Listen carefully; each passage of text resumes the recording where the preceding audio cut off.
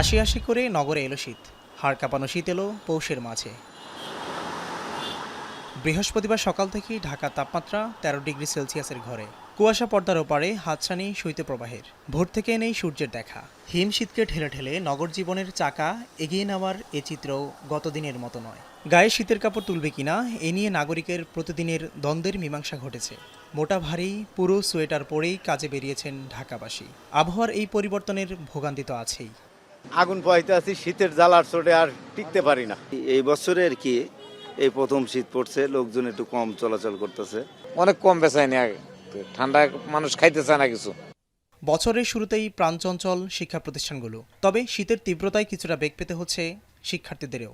এই বছরের ভিতরে মনে হয় আজকে একটু বেশি ঠান্ডা পড়েছে, মনে হচ্ছে অনেক বেশি শীত। এদিকে সকাল থেকে কুয়াশার পাশাপাশি ঠান্ডা বাতাসে শীতের তীব্রতা বাড়িয়ে তুলেছে। এতে কয়েকদিনের তুলনায় রাজধানীতে শীতের উপস্থিতি একটু বেশি। এমন অবস্থা আগামী ২-৩ দিন নাগাদ থাকতে পারে বলে জানিয়েছে আবহাওয়া অফিস। এই যে পরিস্থিতি, এই যে এটা কাটতে আরও ২-৩ দিন সময় লাগবে, কারণ এই ঘন কুয়াশা না কাটলে এই ধরনের শীতের যে তীব্রতা এটা কমবে না। এদিকে জানুয়ারি মাসের দীর্ঘমেয়াদী পূর্বাভাসে আবহাওয়া অধিদপ্তর জানিয়েছে দেশের বিভিন্ন অঞ্চলের উপর দিয়ে ৩ থেকে ৫টি শৈত্যপ্রবাহ বয়ে যেতে পারে। শীত বেড়ে তাপমাত্রা ৬ ডিগ্রি সেলসিয়াস পর্যন্ত নামতে পারে। শীতের তীব্রতা কাটতে আরও ২ থেকে ৩ দিন লাগবে।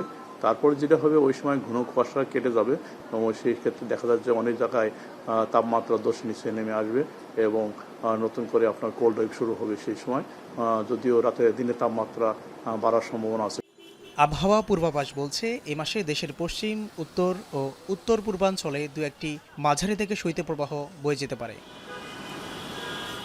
মিয়া আমিরুল ইসলাম, এখন, ঢাকা।